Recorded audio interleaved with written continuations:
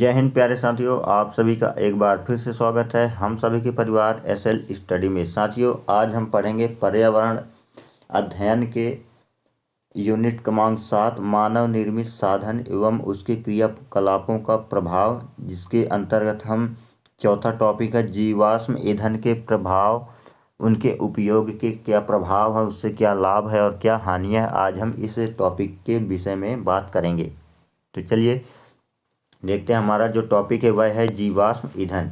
ठीक है, जीवाश्म ईंधन में कोयला, तेल और प्राकृतिक गैस शामिल है। तो जो जीवाश्म ईंधन होता है प्यारे साथियों, उसमें कोयला भी शामिल होता है, तेल भी शामिल होता है ना, प्राकृतिक गैस भी शामिल होती है। किसमें? जीवाश्म ईंधन में। ठीक है, इनका निर्माण लाखों साल पहले जीवित जीवों के अवशेषों से हुआ। तो इस जो ईंधन है, जो जीवाश्म ईंधन है, इनका जो निर्माण होता है वह लाखों साल पहले मृत जो जीवित जीव थे उनके अवशेषों से हुआ था।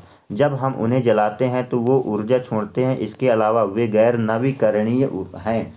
तो जब हम उनको जलाते हैं तो क्या छोड़ते हैं? ऊर्जा छोड़ते हैं। और वह क्या है? एक नवीकरणीय। नवीकरणीय का मतलब होता है वह जो है तो उनको पुनः बनाया नहीं जा सकता। आइए हम कुछ नए इन नवीकरणीय पदार्थों के बारे में गहराई से जानते हैं। ठीक है, यहाँ पे चलिए बढ़ते आगे देखते हैं।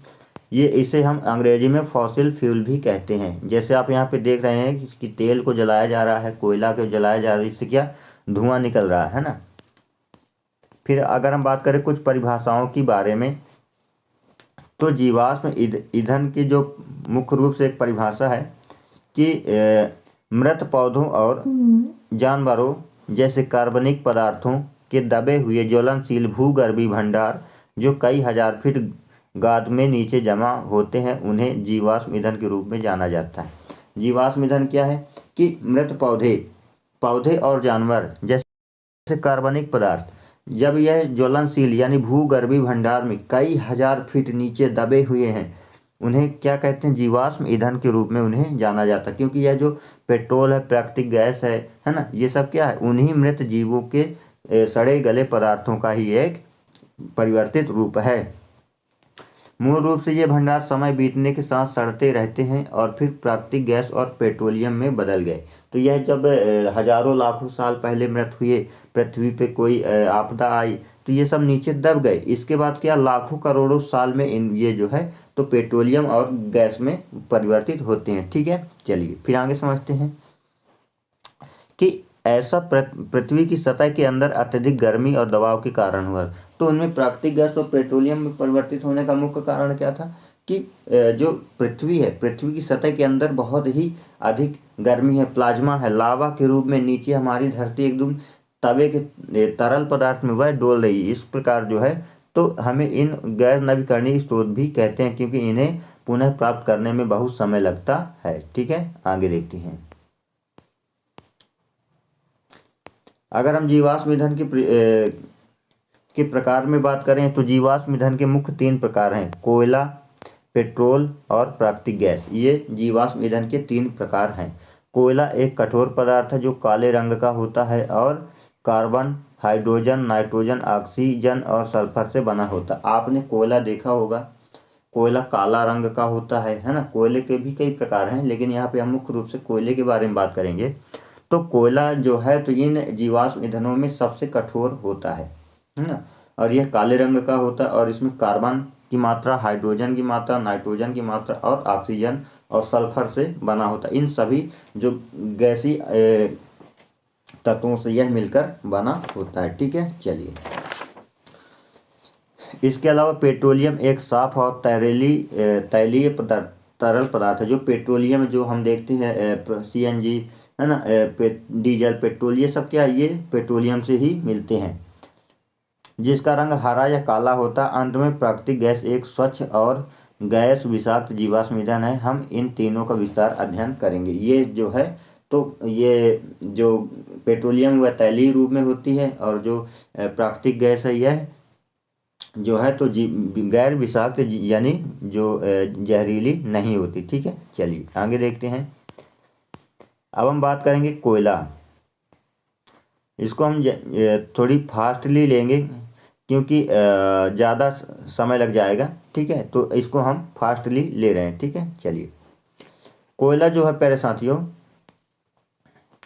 उद्योग कोक, कोल टार और कोल गैस जैसे व्युत्पन्न प्राप्त करने के लिए कोयले को संसाधित करते हैं। यानी उद्योग कोक, है ना, कोल टार और कोल गैस जैसे व्युत्पन्न प्राप्त करने के लिए कोयले को क्या करते हैं, संसाधित करते हैं। कोयले के मुख्य 3 प्रकार हैं, वे जो निम्न प्रकार है। पहला क्या, एंथ्रेसाइट, बिटुमिनस और लिग्नाइट। ये कोयले के 3 प्रकार हैं। उच्च कार्बन सांद्रता वाला कठोर कोयला एंथ्रेसाइट है। जो एंथ्रेसाइट होता है यह सबसे सांद्रता यानी सबसे कठोर होता है और सबसे उच्च क्वालिटी का होता है। इसके अलावा ऑक्सीजन और हाइड्रोजन के बीच उच्च सांद्रता लेकिन कार्बन की कम मात्रा वाला कोयला लिग्नाइट है। क्योंकि लिग्नाइट भी यह अधिक कठोर होता है, अधिक क्षमता वाला होता है, लेकिन इसमें हाइड्रोजन और ऑक्सीजन की मात्रा कम होती है। अंत में बिटुमिनस कोयले का एक मध्यम रूप है। जो बिटुमिनस है यह कोयले का मध्यम रूप होने यानी बीच के, जैसे कोयले 3 भाई हो गए, बड़ा एंथ्रेसाइट, सबसे छोटा सबसे छोटा कौन था, सबसे छोटा बिटुमिनस था, सबसे छोटा लिग्नाइट था और बीच वाला बिटुमिनस था। ठीक है। फिर गठन की बात करें तो लाखों साल पहले निचले इलाकों में घने जंगल धरती में दब गए और मिट्टी उनके ऊपर जमने लगी और वे दब गए। इस प्रकार जैसे जैसे वे गहरे होते गए उन्हें उच्च तापमान और दबाव का सामना करना पड़ा।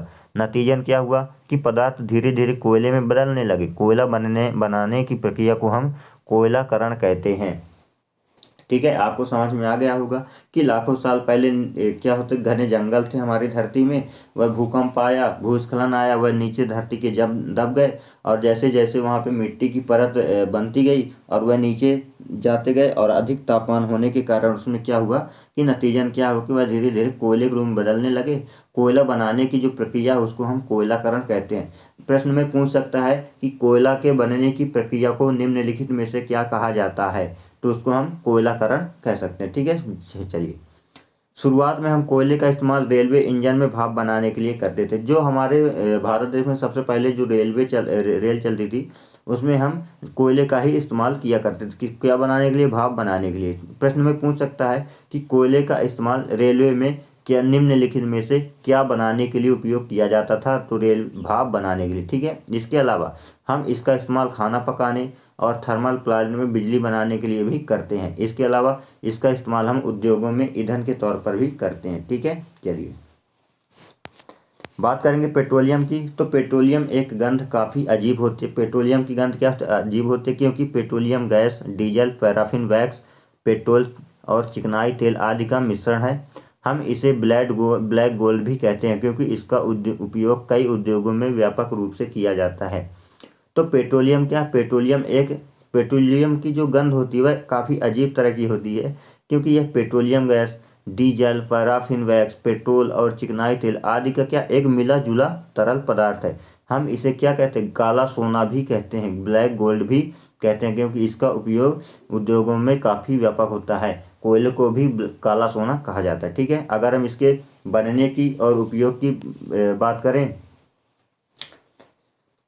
तो इसका जो बनने की प्रक्रिया है कि समुद्री जीव जंतु और पौधे मर गए और उनके अवशेष समुद्र की तलहटी में जाकर जम गए। रेत और मिट्टी की परतों ने समय के साथ उन्हें दबा दिया। इसके अलावा उच्च तापमान और दबाव के संपर्क में आने के कारण वे पेट्रोलियम में परिवर्तित हो गए। हम रिफाइनरी में कई प्रक्रियाओं के माध्यम से कच्चे तेल से पेट्रोलियम को अलग करते हैं। हम इसे पेट्रोलियम रिफाइनिंग कहते हैं।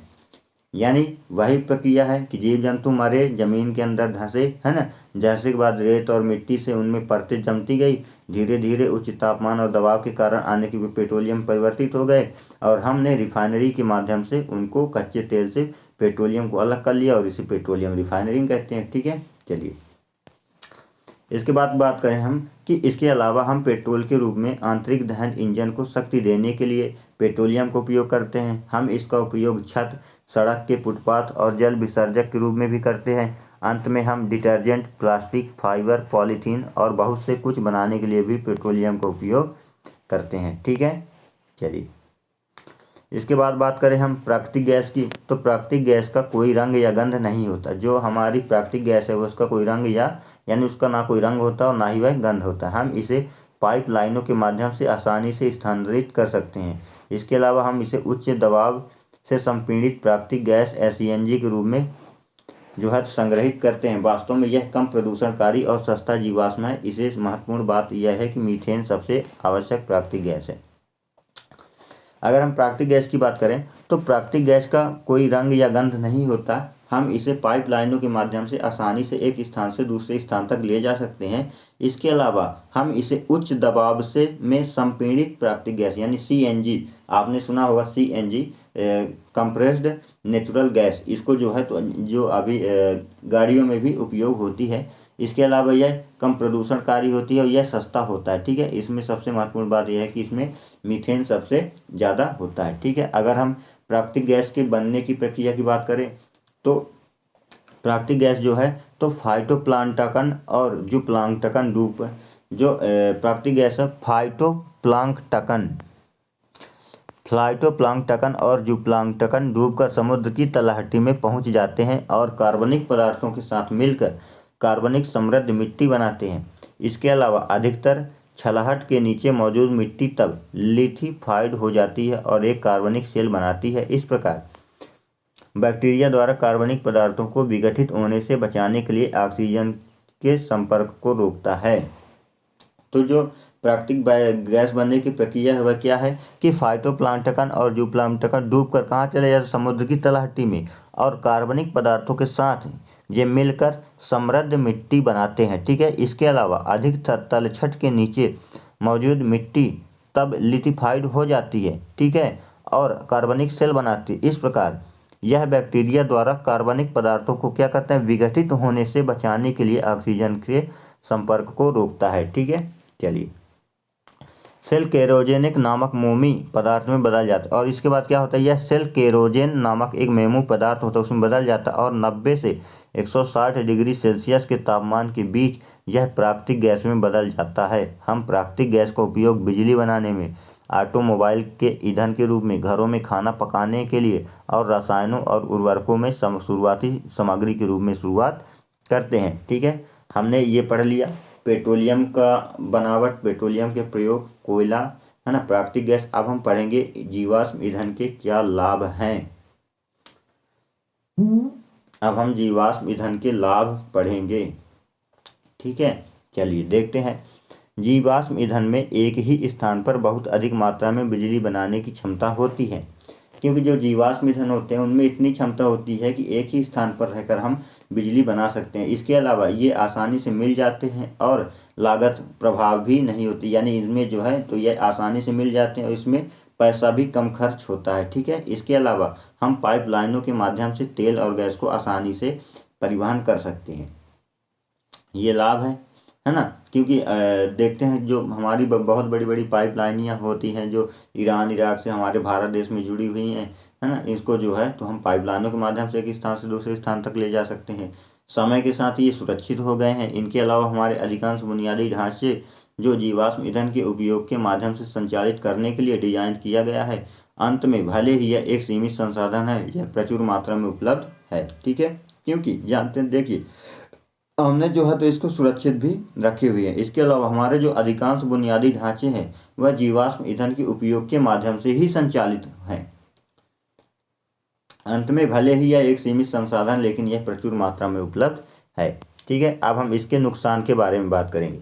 जीवाश्म ईंधन के आखिर नुकसान, देखिए उसके फायदे हैं तो नुकसान भी कहीं ना कहीं है ना। जैसे जीवाश्म ईंधन के जलने पर कार्बन डाइऑक्साइड उत्सर्जित होता है, यानी जो धुआं निकलता CO2, यह एक प्रमुख ग्रीन हाउस गैस है। यह हमारे वायुमंडल को प्रभावित करती है, जो प्रदूषण का एक मुख्य स्रोत भी है ना, और ग्लोबल वार्मिंग में योगदान देता है। जब हम कोयला और तेल को जलाते हैं तो इससे सल्फर डाइऑक्साइड गैस निकलती है और प्राकृतिक गैस को जलाते हैं तो कौन सी गैस, CO2 निकलती है। ठीक है, जो सांस लेने में समस्या और अम्लीय वर्षा का मुख्य कारण बन सकता है। सबसे महत्वपूर्ण बात यह है कि हम उन्हें प्रतिस्थापित नहीं कर सकते, यानी उसको जो है तो एक स्थान से दूसरे स्थान तक ट्रांसफ़र नहीं कर सकते। ठीक है, इसके अलावा जब हम उन्हें जलाते हैं तो वे पर्यावरण को और अधिक अम्लीय बना देते हैं, है ना। नतीजन क्या होता है कि यह पर्यावरण में को नकारात्मक रूप से प्रभावित करता है और इसे अप्रत्याशित बनाता है।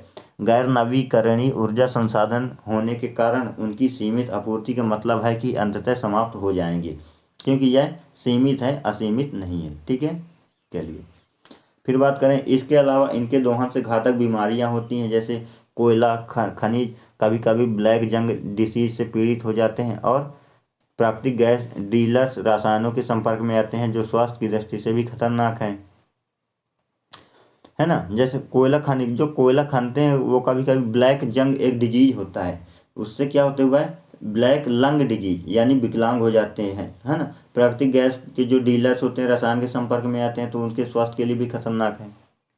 इस प्रकार जो है, तो हम इस जीवाश्म ईंधन के बारे में हमने पढ़ा, उसके विषय में जानकारी ली, उनके क्या लाभ हैं, उनके बनने की प्रक्रिया क्या है, उनके क्या लाभ, क्या हानियां हैं, क्या स्वास्थ्य पर प्रभाव है, ये सारी विषय में हमने जानकारी ली है, ठीक है। और अब हम इसके अलावा फिर मिलेंगे एक नए वीडियो के साथ। अब यहाँ पे कुछ प्रश्न भी देख सकते हैं आपके, जीवाश्म ईंधन के प्रकार क्या है, ठीक है। चलिए।